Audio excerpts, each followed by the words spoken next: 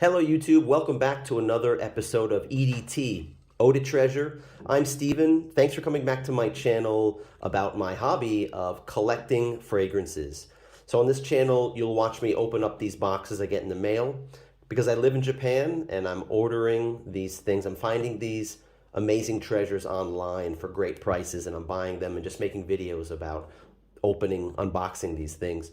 And in this one, this is actually an interesting fragrance. It's not discontinued, but I'm really excited about this because it's an opened bottle that I can try out for the first time.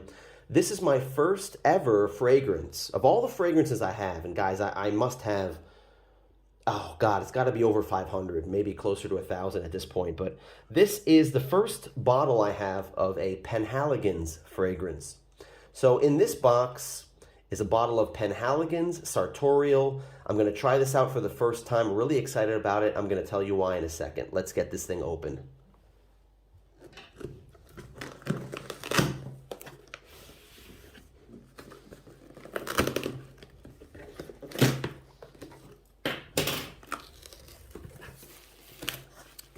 All right, I opened it from the bottom, so it looks like it's suspended with tape. Actually, that's perfect. This was wrapped perfectly, right? It was wrapped in bubble wrap all the way and then taped down pretty well.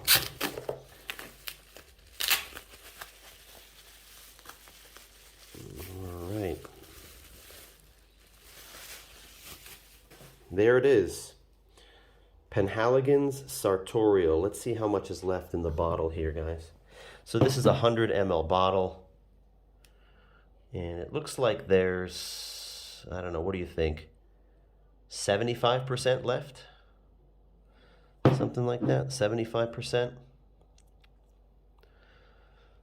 All right, so this is, as I said, my first ever Penhaligon's fragrance. Penhaligon's, if you don't know, this is a kind of a niche company. This is a company that specializes in fragrances. And they've been around since 1870. I read up on it. They started in 1870. And they're, of course, still around today. These fragrances are quite expensive. I don't think there are any that are sold at retail under $150. These are in the $200, $250 range. Something like Creed, right?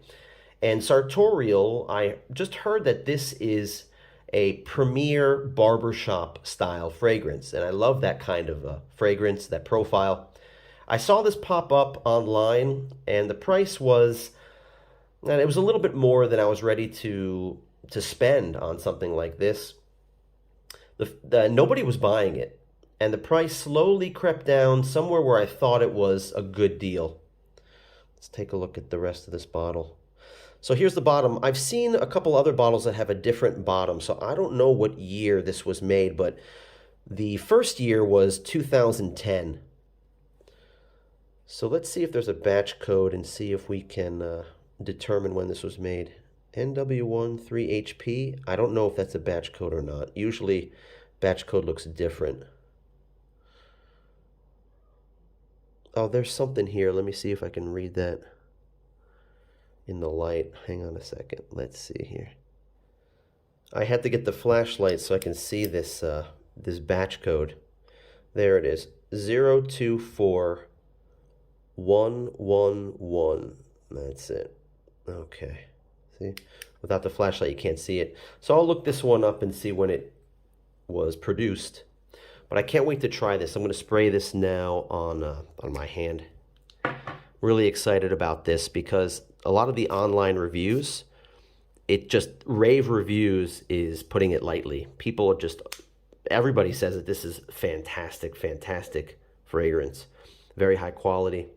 So I can't wait to give you my first impression on this. The bottle looks really nice. It's really classy. I mean, there's a bow tie on this cap. You can see the way it comes off like that. Really nice. A lot of their bottles look like this with a different color scheme to it. And look at the label if you want a closer look at that. Let me give this thing a whiff. That is a very unique smell for a barbershop fragrance. When you say barbershop to me, there's a lot of different things that come to mind. And one of the fragrances that come to mind is Chanel Platinum Egoist. Because to me, that is the smell of shaving cream, and metal. And this is supposed to have a metallic and honey and lavender scent to it. There are a ton of notes in this. Every note that you can imagine for a masculine fragrance. And also the added metallic note. So I want to see what that's like, this metallic note in Sartorial. Yeah, it smells really nice. And it's soft. There's a tiny bit of, I don't know if it's florals, but there's a softness to it that kind of makes this somewhat of a unisex fragrance. And in some of the reviews I was reading that some women like wearing this too. So this is kind of a unisex fragrance, and I do like this. This is nice. I have to, wear this out for a longer time and see how I really feel about it. But right off the bat, this is really nice. So really happy I got it. This is not like something that I'm going to sell in the future. I bought this just to wear it and to try it. This isn't like an investment piece or anything. And really glad I got it. Now, what did I pay for it? So the price was somewhere around 9,000 Japanese yen at the start. Nobody was buying it. And it was sitting around for a month or 3 weeks, something like that. The price crept down to 8,000 yen, and some people were asking about it. Finally, the price went down to 7,500 yen. And I just said, screw it. I want this. I want to wear this. I want to try this. And if I don't like it, I can just always resell it. And I pulled the trigger. So that, if you convert that to American dollars, it's something like $59. So just about 60 bucks for about 75 ml of Penhaligon's Sartorial. What do you think about that, guys? Is it a good deal? Do you have Sartorial? Have you ever tried this before? What do you think of this fragrance, guys? Leave me a comment down below. Tell me what you think. And while you're at it, why not give me a like? Give me a thumbs up if you like my videos, if you like this video. And if you want to subscribe, I'd really appreciate it if you subscribe to my channel. And click the video tab. You can see all the other videos that I've done. Maybe there are some brands or some fragrances that you really like that you'd like to see, maybe a vintage bottle of it. I find a lot of great stuff here in Japan, and I just thought it's a unique opportunity in my life to find and buy these things and to open them up and make videos about it. So I hope you like what I'm doing. I really appreciate the time you're spending on my channel. I'm going to put this down for a few minutes. I'm going to come back and just tell you my impression after letting it sit for a little bit and just to see how I feel about it after some time letting it dry down. All right, so I tried this out. I mean, I've been, wearing this for about half an hour now. I came back to the video, and my impression of this is that it's kind of a soapy, clean fragrance. Not very soapy, but I just don't think of it as a barbershop fragrance. My interpretation is a little bit different.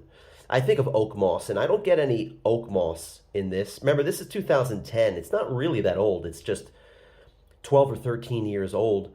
But I get this like a light honeyed soapy fragrance. That's the feel I get from this. So if you had a nice high quality soap that had a little bit of like a honeyed flavor to it, or a honeyed scent, I should say, that's what this is. So it's a really high quality, clean and fresh scent with a little bit of honey to it. And that's just my first impression. I got to wear this more and see how it dries down after a couple hours. See how I feel about it. I might even spray my girlfriend with it so I can smell it on somebody else. But anyway, I'm really happy I got this. What do you think, guys? This would be perfect for work. These are situations where I would wear something like Prada L'Homme, just a clean and fresh soapy fragrance to smell clean and professional at work. And this is, I think, the ideal fragrance for that. This would be great for that because it just smells dressed up. Hope you're having a great day out there, and stay tuned for the next video that will be coming sometime soon. Until then, take care.